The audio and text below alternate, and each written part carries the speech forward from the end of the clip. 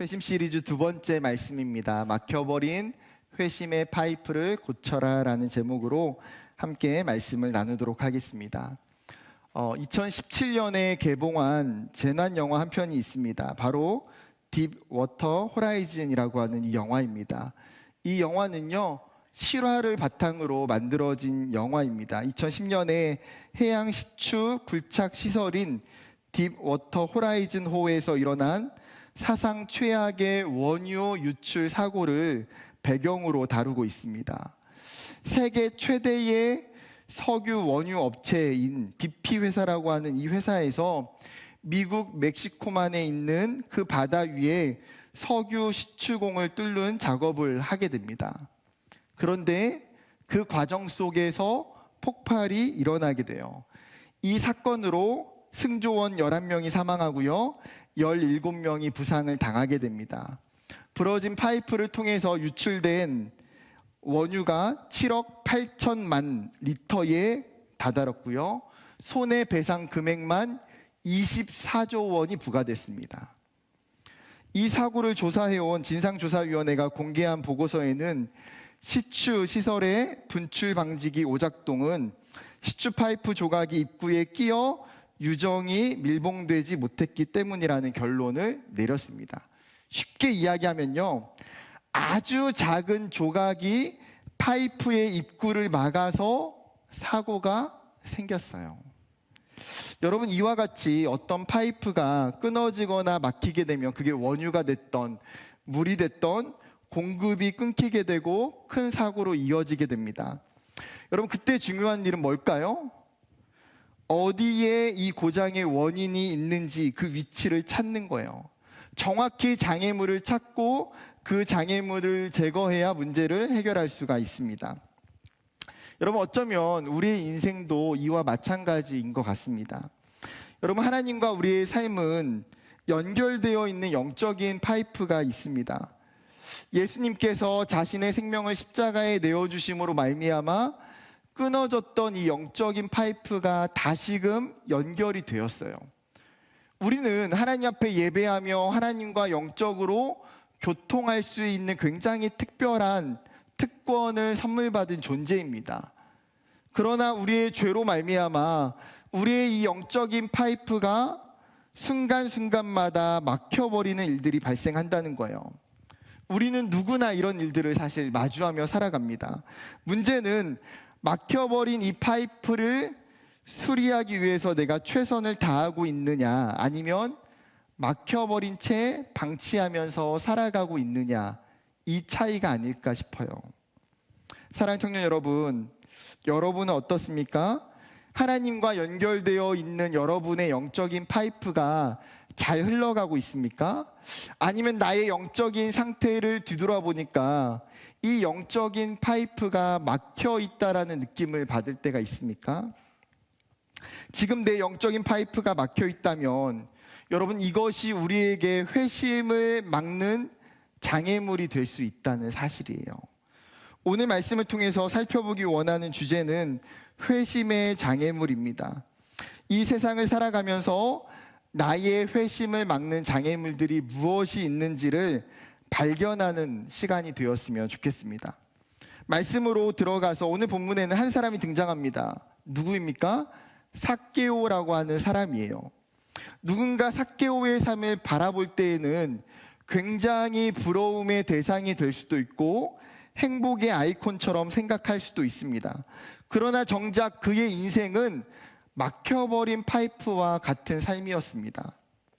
삭개오라고 하는 이 이름은 깨끗한 자, 의로운 자라는 뜻을 가지고 있어요. 그것도 히브리인식의 이름입니다. 무슨 말인가요? 이 사람은 원래부터 유대인 출신의 사람이라는 거예요. 그의 부모는 이 자녀를 낳으면서 어떤 기대와 소망이 있었을까요? 이 아들이 하나님 앞에서 또 세상 가운데의 사람들에게 의로운 사람이 되기를, 깨끗한 사람이 되기를 희망하는 마음으로 삭개오라는 이름을 지었을 것 같아요. 그런데 정작 그의 인생은 자신의 이름과 정반대의 삶을 살아가게 됩니다. 오늘 2절의 말씀에 보게 되면 이렇게 표현하고 있어요. 삭개오라 이름하는 자가 있으니 세리장이요 또한 부자라. 성경은 그의 특징을 두 가지로 이야기하고 있는데, 그런데 이 두 가지의 특징이 삭개오라고 하는 이 사람의 인생 가운데에 회심을 막는 굉장히 중요한 장애물이 되더라는 거예요. 그렇다면 하나씩 생각해 볼까요? 삭개오의 직업은 세리였습니다. 세리라고 하는 이 직업의 뜻은 세금을 모으는 사람이라는 뜻이에요. 세금을 모으는 사람. 여러분, 이 당시는 어떤 시대입니까? 이스라엘이 로마의 지배를 받고 있는 속국이었어요. 그렇기 때문에 이스라엘은 세금을 모아서 로마에 공납해야 됐습니다. 그때의 이 일을 담당하는 사람들이 세리예요. 문제는 관세가 고정되어 있지 않기 때문에 여러분, 세리들은 어떻게 했습니까? 자기의 마음대로 부당한 금액을 세금으로 걷어들였어요. 그리고 그 걷어들인 세금의 일부분을 로마에 보냈고 나머지는 자신들이 착복했습니다. 그렇다 보니까 여러분, 유대 사회에서 이 세리라고 하는 사람들의 인식은 어땠을까요? 당연히 나라를 배신하고 팔아버리는 매국노와 같은 사람이에요.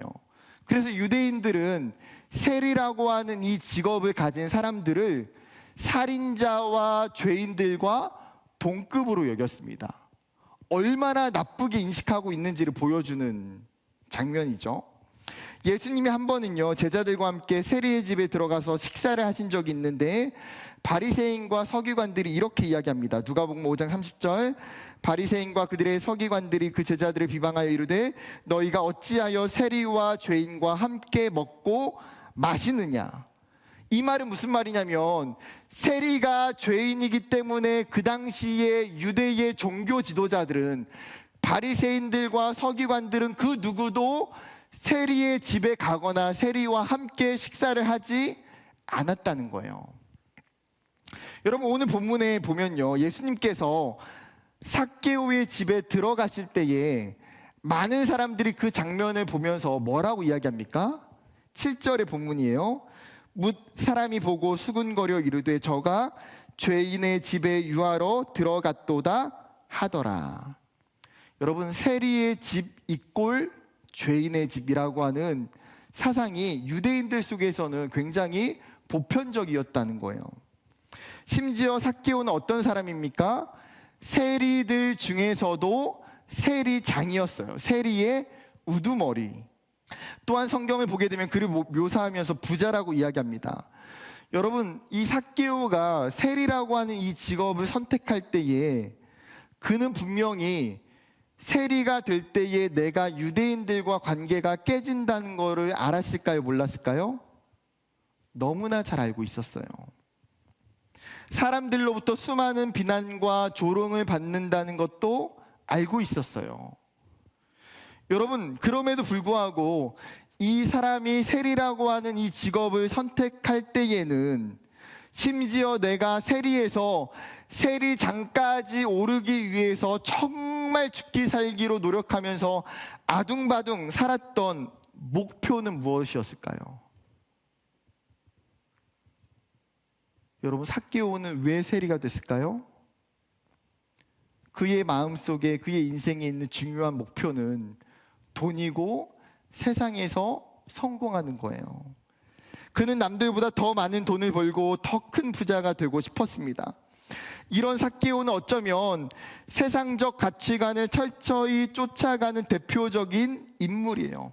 세상이 이야기하는 성공, 세상이 이야기하는 평안, 세상이 이야기하는 즐거움을 위해서 최선을 다해서 살았던 사람. 그런데 정작 세상을 사랑했던 그 사랑함이 영적인 파이프를 막아버리는 장애물이 되더라는 거예요. 한 걸음 더 나아가서 오늘 본문을 보게 되면 예수님이 여리고성에 오신다는 소식을 여리고 사람들이 다 듣게 됩니다. 삭개오의 마음속에도 예수님에 대한 궁금증이 있었어요. 도대체 예수가 어떤 사람이길래, 도대체 이분이 누구이길래 사람들이 이 사람을 환호하고 이 사람들을 보고 이 사람을 따를까? 그에게 호기심이 생겨났습니다.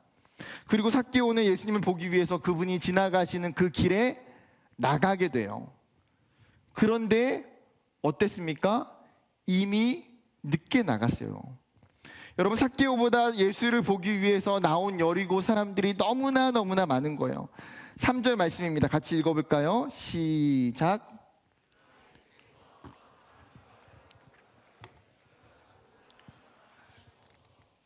지금의 상황을 정리하는 한 문장이 3절에 있는데 마지막 단어예요. 할 수 없어. 상황적인 장애물과 환경적인 그 장애물이 그를 막고 있어서 안 된다는 거예요. 그가 그곳에 나간 이유는 뭡니까? 예수를 만나기 위해서, 예수를 보기 위해서. 그런데 정작 상황적으로 환경적으로는 할 수가 없는 상황에 놓이게 돼요. 여러분, 이런 삭개오를 보면서 자신의 모습을 보게 되는 청년들이 아마도 많이 있을 것 같습니다. 열심히 이 땅을 살아가고 있는데 어느 순간에 내 삶의 파이프가 막혀버리고 세상의 가치관을 쫓아 살면서 세상에서는 어느 정도 안정된 삶을 살았지만 그것이 도리어 장애물이 되어서 나의 신앙을 막아버리는 것을 경험하게 돼요. 열심히 공부했어요. 그리고 열심히 취업을 위해서 노력했고 원하는 꿈과 취업을 이뤘지만 직장에서 내 삶이, 내 직업이 영적인 장애물이 되어버린 현실을 마주하고 살아갈 때가 있다는 거예요. 그런 내 모습을 보면서 지금의 삭개오처럼 영적인 공허함과 실패감을 느끼게 될 수 있는 것이죠. 여러분, 그렇다면 이제 자신에게 질문해 봐야 됩니다. 나는 무엇 때문에 회심을 망설이고 있는가? 여러분, 내가 회심하지 못했다면 내가 회심하지 못하게 막고 있는 나의 장애물은 무엇인가? 여러분, 생각해 봐야 됩니다. 여러분, 여러분의 인생에 삭개오와 같은 장애물은 무엇이 있나요? 여러분, 이것이 우리가 직면해야 되는 가장 중요한 과제라는 사실이에요. 내가 나의 문제를 정확하게 직면해야 그 다음으로 나아갈 수 있기 때문이에요. 16세기의 청교도 목회자인 토마스 왓슨이 쓴 회심이라는 책에서 회개를 막는 몇 가지의 장애물들을 소개합니다. 그는 이 책에서 분명히 우리가 회개하지 않음은 내 안에 분명한 회개를 막는 장애물이 존재한다고 이야기해요. 그가 주장하는 장애물들을 바탕으로 몇 가지를 오늘 나누고자 합니다. 첫 번째는 죄의 무지함이에요. 하나님은 명확하게 무지함이 어떤 결과로 나타나는지 분명하게 말씀하십니다. 에베소서 4장 18절에는 이렇게 이야기해요. 그들의 총명이 어두워지고 그들 가운데 있는 무지함과 그들의 마음이 굳어짐으로 말미암아 하나님의 생명에서 떠나 있도다. 여러분, 인간은 죄로 말미암아서 영적인 총명이 어두워지게 되고 그들 가운데 있는 복음에 대해서 무지하고 하나님에 대한 마음이 굳어지게 되면 그 사람은 어떻게 돼요? 결국 하나님에 대한 생명에서 떠나버리게 된다는 거예요. 하나님으로부터 완전히 끊어지고 멀어지게 된다는 거죠. 여러분, 구약에도 이스라엘을 보면 분명하게 이런 일들이 나타납니다. 호세아서 4장 6절이에요. 내 백성이 지식이 없으므로 망하는도다. 내가 지식을 버렸으니 나도 너를 버려 내 제사장이 되지 못하게 할 것이요 내가 내 하나님의 율법을 잊었으니 나도 내 자녀들을 잊어버리리라. 여러분, 이스라엘은 어떤 나라입니까? 하나님이 선택하신 제사장 나라고 하나님이 자녀들과 같이 여기신 존재예요. 그런데 그 하나님이 내가 너희를 버리겠다라고 분명히 경고하세요. 그 이유가 뭐예요? 그들에게 하나님에 대한 지식이 없기에, 그들이 영적으로 무지하기 때문이에요. 여러분, 하나님을 떠난 자들에게는 죄에 대한 무지함, 하나님에 대한 무지함이 공통적으로 나타나는 현상이라는 거예요. 죄를 깨닫지 못한 채 일상에서 끊임없이 죄를 짓고 살아가요. 죄에 대한 무지는 여러분, 우리를 회개의 자리로 나아가지 못하게 막아섭니다. 그렇게 내가 영적으로 어두워지고 영적인 이 무지함과 마음이 굳어져 있다면 여러분, 다시금 우리가 말씀 앞에서 하나님이 나의 무지함을 깨시고 영적인 지혜가 열리고 죄를 분별할 수 있도록 기도해야 된다는 사실이에요. 두 번째는 교만과 완고함입니다. 어떤 사람들은 자신이 회개할 필요가 없다고 믿는 경향을 가지고 있는 사람들이 있어요. 나와 다른 사람들을 비교하면서 내 삶을 도덕적으로 다른 사람들보다 더 우위에 있는 사람이라고 여기고 신앙적으로도 우월하다고 생각하기 때문에 내가 지금까지 특별하게 타인에게 해를 끼치지 않으며 산다라고 생각하면서 나는 죄인이 아니라고 믿는 것이죠. 성경의 로마서는 우리에게 이렇게 이야기합니다. 2장 5절 말씀.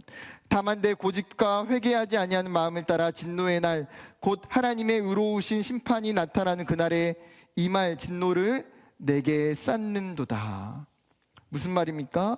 너희가 교만과 고집으로 말미암아서 회개하지 않는다면 그 진노의 날에 하나님의 최후의 심판에서 피할 자가 없다는 거예요. 우리 안에 있는 교만과 완고함이 회개하지 못하게 하는 장애물이 된다는 사실입니다. 세 번째는 세상을 사랑함이에요. 여러분, 신약 성경에서는 세상이라고 하는 이 단어는 하나님이 창조하신 그 창조 세계를 대변하기보다는 하나님의 뜻과 반대되는 세속 세계의 세계관이나 가치 체계를 이야기합니다. 이 세상에 죄가 들어옴으로 말미암아 세상은 사단의 통치와 지배 아래 놓이게 돼요. 이러한 세상은 결국은 하나님과 적대적인 관계에 있고 하나님과의 친밀한 관계를 방해하고 깨트립니다. 요한은 초대교회 성도들에게 세상에 대해서 이렇게 권면합니다. 요한 1서 2장 15절과 16절입니다. 읽어보겠습니다. 시작. 이 세상이나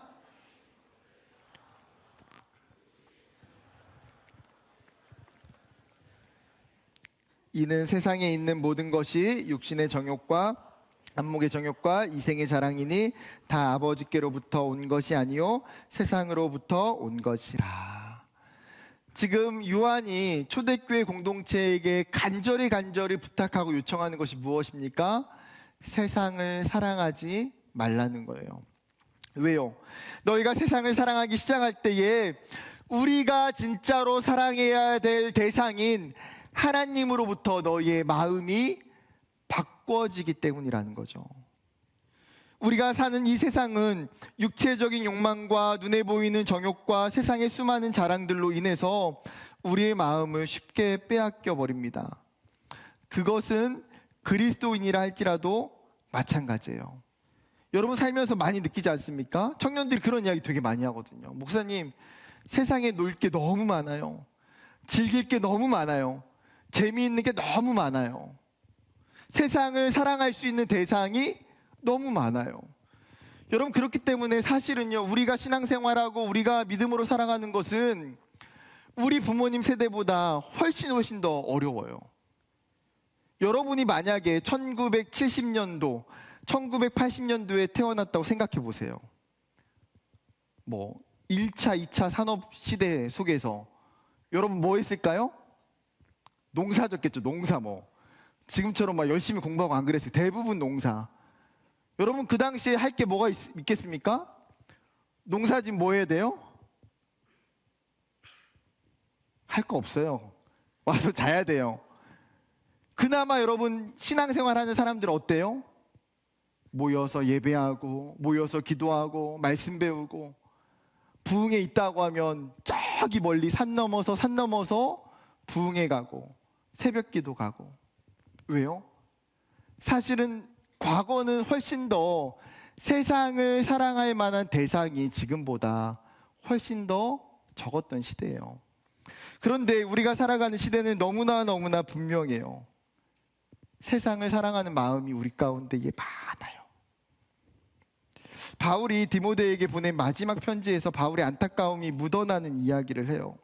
자기와 함께 복음을 위해서 동역하고 함께 전도에 힘썼던 데마가 세상을 사랑하여 세상으로 떠났다라고 바울이 표현하고 있어요. 여러분, 세상을 사랑하게 되면 어떻습니까? 내가 하나님 안에 있는 것처럼, 내가 예배 공동체에 있는 것처럼 느끼다가도 어느 순간에는 세상으로 떠나갈 수 있다는 거예요. 마태복음 19장에 예수님께 영생을 묻기 위해 찾아온 부자 청년이 있었어요. 그는 자신을 뭐라고 이야기합니까? 예수님, 저는 지금까지 철저하게 율법을 다 지킨 사람이에요. 계명들을 다 지켰다고 이야기합니다. 그런 부자 청년에게 예수님이 뭐라고 말씀하세요? 너의 소유를 다 팔아 가난한 사람들에게 나눠주고 나를 따르라라고 말씀하세요. 여러분, 그때 부자 청년이 어떻게 합니까? 심히 근심하여 떠나갔더라. 여러분, 그가 왜 근심해요? 내가 가지고 있는 이 돈 때문에, 내가 세상을 사랑하는 내 삶의 즐거움과 쾌락 때문에.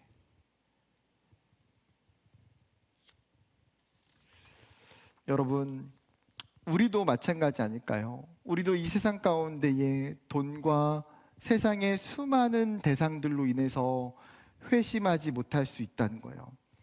이 세상을 너무나 사랑하는 그 사람은 세상 자신이 회심을 막는 장애물이 될 수 있다는 사실입니다. 네 번째는요, 나태함과 게으름이에요. 여러분, 사람의 마음속에는 누구보다, 개미보다는 배짱이가 되고 싶은 마음들이 다 있어요. 그래서 정신줄을 제대로 잡고 살지 않으면 어떻습니까? 금세 나태하고 금세 게을러져요. 잠언의 기자도 이렇게 이야기합니다. 잠언 19장 24절, 게으른 자는 자기 손을 그릇에 넣고서도 입으로 올리기를 괴로워하느니라. 무슨 말이에요? 게으른 사람은요, 자신의 손에 밥그릇을 가지고 있음에도 불구하고 스스로 밥을 퍼서 먹는 것도 귀찮다는 거예요. 여러분, 일상적인 게으름과 나태함도 이와 같다면 영적인 게으름과 나태함은 더 심각할 수 있어요. 문제는 영적인 게으름과 나태함은 우리의 영혼을 잠들게 만든다는 거예요. 잠언 19장 15절은 이렇게 이야기합니다. 게으름이 사람으로 깊이 잠들게 하나니 태만한 사람은 줄일 것이니라. 여러분, 게으른 사람은 어떻다고요? 그 영혼이 잠자게 돼요. 그 영혼이 막혀버려요. 누가복음 19장에 보게 되면 오늘 삭개오의 본문 그 뒤에 있는 사건인데, 예수님께서 한 가지의 비유를 이야기하세요. 주인이 먼 나라로 떠나면서 10명의 종들을 불러서 그 종들에게 한 문화씩 나눠줍니다. 여러분, 이것이 달란트의 비유와 다른 차이점이에요. 달란트 비유는 어떻습니까? 한 사람에게는 5달란트, 한 사람에게는 2달란트, 한 사람에게는 1달란트. 그 사람의 능력에 따라서 나눠준 달란트가 차이가 나요. 그런데 문화의 비유에서는 공평해요. 전부 다 한 문화씩 나눠줘요. 그리고 주인이 종들에게 뭐라고 이야기합니까? 자신이 돌아올 때까지 너희가 받은 문화를 가지고 장사하도록 명령해요. 시간이 지나서 주인이 돌아옵니다. 그리고 종들을 불렀어요. 첫 번째 사람 어땠습니까? 자신이 받은 한 문화를 가지고 10 문화를 남겼어요. 대단한 사람이죠. 두 번째 사람이 옵니다. 자신이 받은 한 문화를 가지고 이 사람은 5 문화를 남겼어요. 그리고 이제는 세 번째 사람이 와요. 이 사람은 어땠습니까? 주인이 준 문화를 가지고 아무것도 하지 않았어요.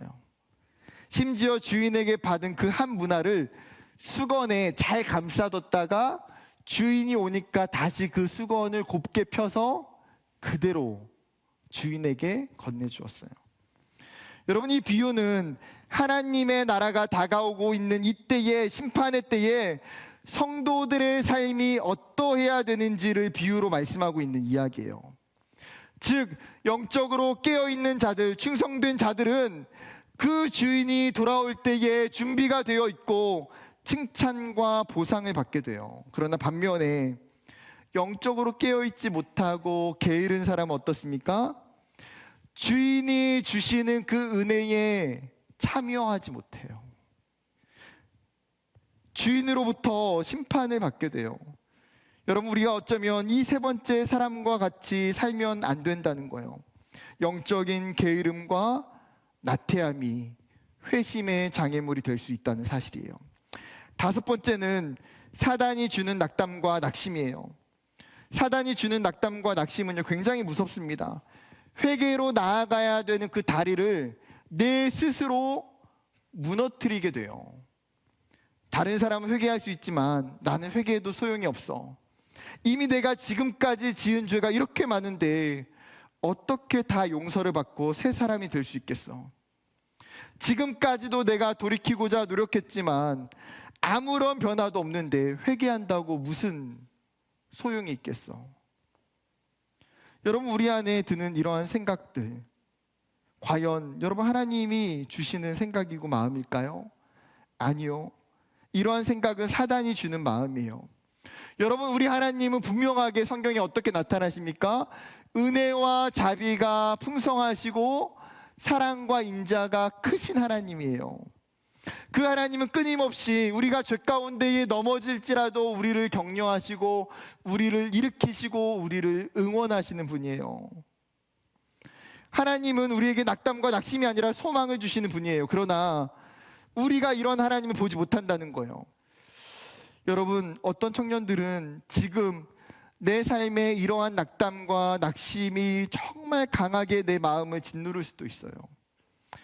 자신에게 너무나 실망해서, 내 믿음과 내 신앙에 너무나 실망해서 내 삶을 기대하지 못하는 사람이 있을 수도 있어요. 여러분, 그때 기대해야 되고 기억해야 되는 것은 무엇입니까? 나의 연약함이 아니에요. 나의 죄된 본성이 아니에요. 우리는 하나님이 우리의 추악한 모든 죄악을 용서하시기 위해 자신의 아들을 십자가에 내어주셨음을 기억해야 돼요. 그분의 용서와 사랑은 못 씻을 죄악도 못 갚을 죄악도 없다는 사실이에요. 마지막 여섯 번째는 비난에 대한 두려움입니다. 어떤 사람은 비난이 너무나 두려워요. 내가 회개하면 사람들이 나의 죄를 알게 되고 나를 비방하고 나를 멸시하게 될 거라고 염려해요. 여러분, 사람은 그 누구도 비난과 비방을 즐거워할 사람은 아무도 없어요. 그러나 이 사람의 마음에 있는 중심은 어떤 생각과 마음입니까? 여전히 내가 회개할 때에 나를 용서하시는 그 하나님보다 사람들의 평가와 시선이 이 사람에게 더 중요한 거예요. 내가 용서받은 그 큰 죄악에 대한 하나님의 사랑보다 사람의 반응에 더 예민해요. 요한복음 12장 43절은 이렇게 이야기합니다. 그들은 사람의 영광을 하나님의 영광보다 더 사랑하였더라. 잠언 29장 25절, 사람을 두려워하면 올무에 걸리게 되거니와 여호와를 의지하는 자는 안전하리라. 여러분, 성경이 우리에게 이야기하는 것처럼 우리가 두려워해야 할 대상은 사람이 아니에요. 우리가 평가받아야 될 대상도 사람이 아니에요. 우리에게는 사람보다 나의 삶을 통치하시는 하나님이 더 우선이라는 사실이에요. 때로는 우리의 죄악과 잘못으로 인해서 분명하게 비난과 조롱이 있을 수도 있어요. 그러나 우리가 받는 그 받아야 되는 정직한 비난과 조롱이라면 여러분, 그것은 그리스도인으로서 마땅한 일이에요. 루터는 이렇게 이야기합니다. 그리스도인은 마치 십자가에 못 박힌 자와 같다. 고난은 성도의 제복이다. 비난이 도대체 무엇인가? 그것은 십자가에서 떨어져 나간 부스러기에 지나지 않을 것으로 차라리 멸시할 것들이요 마음에 둘 것이 못 된다. 여러분, 루터가 설명한 것처럼 내가 느끼는 그 비난은 뭐예요?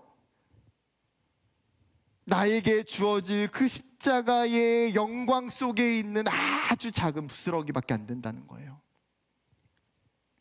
여러분, 우리가 결코 두려워야 될 대상은 사람이 아니에요.